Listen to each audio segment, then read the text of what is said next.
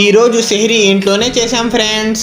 Hello friends, నేను మీ Rayalaseema కుర్రోడ్ని. Day 11 of Ramzan మామ. ఇంకా డైలీ రొటీన్ లైఫ్ మామ. పదన లేసి మిష్వాక్తో మొహం కడుక్కొని ఇంకా లోపల వెళ్ళిపోయి ఈ రోజు వచ్చేసి సెహరీ ఇంట్లోనే చేయబోతున్నాం మామ. సెహరీలో వచ్చేసి శనగింజల చట్నీ అలాగే వైట్ రైస్తో సెహరీ చేసిన తర్వాత కొంచెం పెరుగన్నం వేసుకొని పెరుగన్నం కూడా ఫినిష్ చేసుకుని ఇంకా లాస్ట్లో వాటర్ తాగి అలా సెహరీ అయితే కంప్లీట్ చేసుకున్నాం మామ.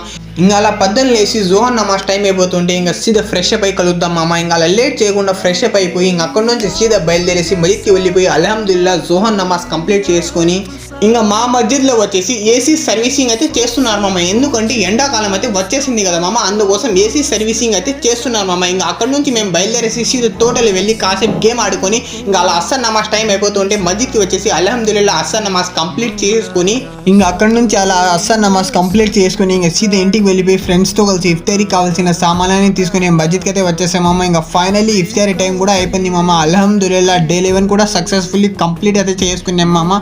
వీడియో నచ్చితే లైక్ అండ్ ఫాలో చేసుకోండి. కలుద్దాం డే 12లో.